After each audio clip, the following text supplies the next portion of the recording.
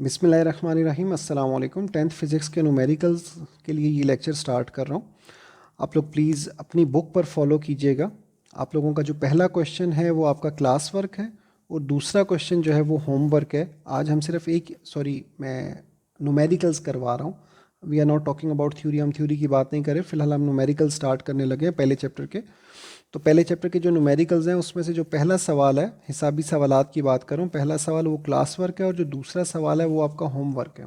ठीक है, तो आप लोगों ने ये जहन में रखना है कि आप लोगों ने दूसरा क्वेश्चन खुद से सॉल्व करना है। अलबत्ता नहीं होगा तो मुझसे पूछ सकते हैं। पहला क्वेश्चन मैं आपको सॉल्व करवाने लगा हूँ। पहला क्वेश्चन मैं बुक से पढ़ रहा हूँ, आप लोग अपनी बुक से फॉलो कर लीजिए। सादा पेंडुलम का टाइम पीरियड 2 सेकेंड्स है। इसकी ज़मीन पर लंबाई क्या होगी? इस पेंडुलम की चांद पर लंबाई क्या होगी? ये दो अलग अलग पार्ट हैं। उसके बाद उसने लिखा है कि अगर G M is equal to G E over 6 और साथ में उसने जी ई की value 10 metre per second square दे दी है। इंग्लिश मीडियम का क्वेश्चन कुछ ऐसा लिखा हुआ होगा कि the time period of a simple pendulum is 2 seconds.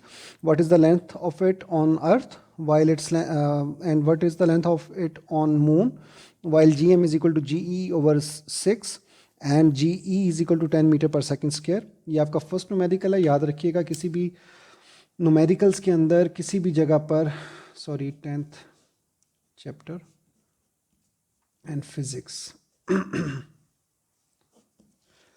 पहला सवाल, किसी भी न्यूमेरिकल का इनिशियल पार्ट जो होता है वो आपका डेटा लिखना होता है। तो मैं रिपीट करता हूँ, पहला जुमला, सादा पेंडुलम का टाइम पीरियड 2 सेकेंड्स, तो T is equal to 2 second.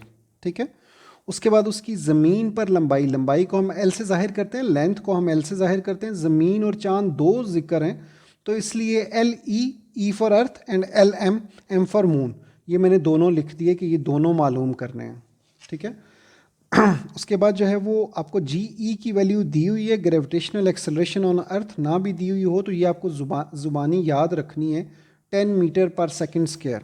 ठीक है, आपको जो है वो जी एम की वैल्यू नहीं दी हुई, लेकिन जी एम के लिए फार्मूला दिया हुआ है, वो मैं लिख रहा हूँ। G M is equal to G E divided by 6। तो जी ई की वैल्यू 10 है। 6 से जब आप उसे डिवाइड करेंगे तो 6 1 ज़ार 6,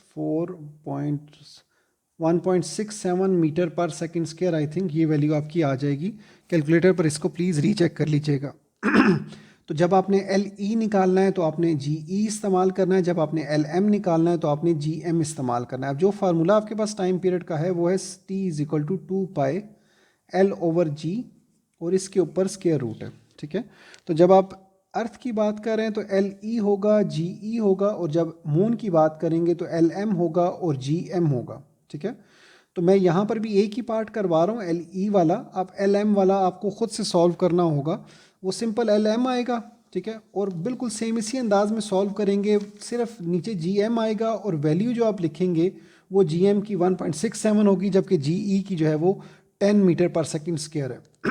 अब यहाँ पे दो अंदाज में ये न्यूमेरिकल सॉल्व हो सकता है। एक, पहले एल ई को एक तरफ अकेला कर लीजिए, और या दूसरा अंदाज ये है कि आप डायरेक्ट वैल्यूज़ पुट कर लीजिए और उसके बाद सॉल्व करना शुरू कर दीजिए। मेरे ख्याल से शायद सॉल्व करना शुरू कर दें वैल्यूज़ पुट करके, तो वो शायद आई थिंक ज़्यादा इजी रहेगा।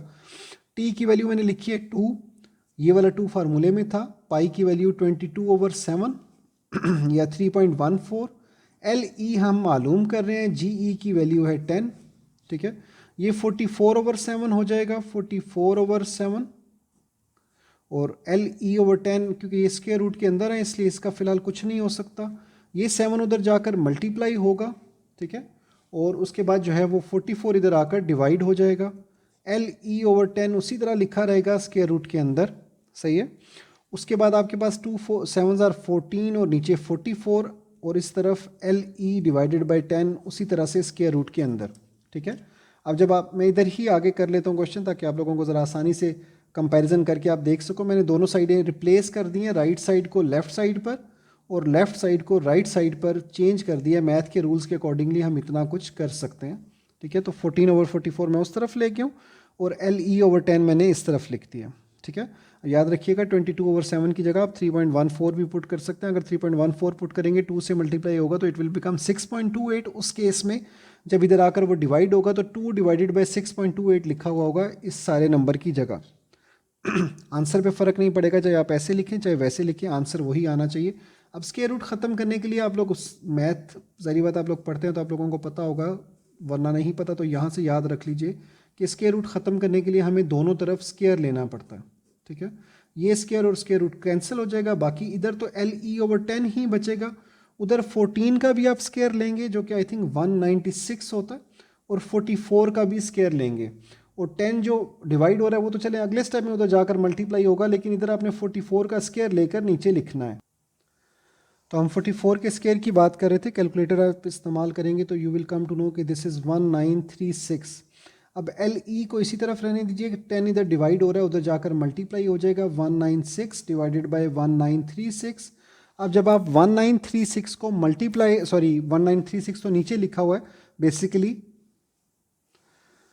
तो बेसिकली जब आप 10 को 196 से मल्टीप्लाई करके 1936 से डिवाइड करेंगे तो आपका आंसर तकरीबन आएगा 1.0123, और इसी तरह वो आगे चलेगा। लेंथ है तो उसे आप मीटर्स में लिखेंगे।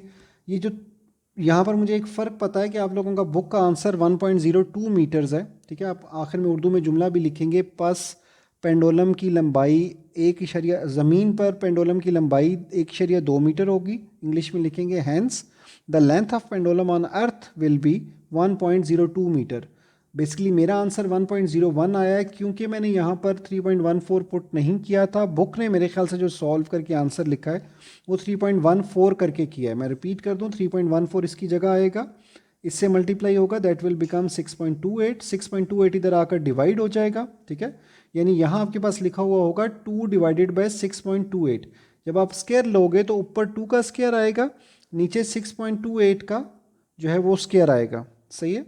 और उसके बाद जब आप मल्टीप्लाई डिवाइड करोगे तो ये माइनर सा डिफरेंस है, it's not a big difference, ये माइनर सा डिफरेंस है, इस डिफरेंस का कोई इतना फ़र्क नहीं है। आप इसे 1.01 1.02 दोनों लिख सकते हैं। मेरा आंसर क्योंकि 1.01 आया तो इसलिए मैं ऑब्वियसली 1.01 के साथ ही कंटिन्यू करूँगा। इस आंसर के साथ भी ये क्वेश्चन ठीक माना जाएगा। इसका सेकेंड पार्ट LM वाला ये आप लोगों ने सॉल्व करना है सबसे पहले इसी प्रोसीजर के मुताबिक। उसके बाद क्वेश्चन नंबर 2 के अंदर आपने G की वैल्यू मालूम करनी है, इसी फार्मूले को इस्तेमाल करते हो, उसमें L की वैल्यू नहीं बल्कि G की वैल्यू फाइंड करनी है। प्रॉब्लम आएगी तो आप लोग मुझे बताएंगे। फ़िलहाल जो है वो इतना ही, आप लोग इसको करके तो प्लीज़ मुझे दूसरा क्वेश्चन भी सॉल्व करेंगे और पहले क्वेश्चन का सेकंड पार्ट भी सॉल्व करेंगे और पिक्चर भेजेंगे। और ये जहन में रखिएगा, अगर आपको क्वेश्चन कुछ समझ नहीं आएगा तो इस बात का प्रूफ कि आपने सॉल्व किया है वो अधूरा क्वेश्चन, आधा क्वेश्चन पिक्चर खींच के मुझे भेजेंगे। उसके बाद मेरे से पूछेंगे कि सर इसमें ये समझा दें या यहाँ से आगे क्या होगा। ऐसे नहीं सिंपल कि सर नहीं हो रहा, this will not be done. आप लोग करेंगे, ट्राई करेंगे, अपनी ट्राई शो करेंगे, फिर मैं इंशाल्लाह आपको ज़रूर कोशिश पूरी करूँगा समझा दूँ। अगर अकेले ना समझा सका तो नेक्स्ट वीडियो में सेकंड पार्ट और दूसरा question according to your input अगर आप लोगों ने दी तो, वरना मैं कल इंशाल्लाह थर्ड क्वेश्चन इसका स्टार्ट करूँगा। आज के लिए इतना ही। अल्लाह हाफिज़, अपना ध्यान रखिएगा।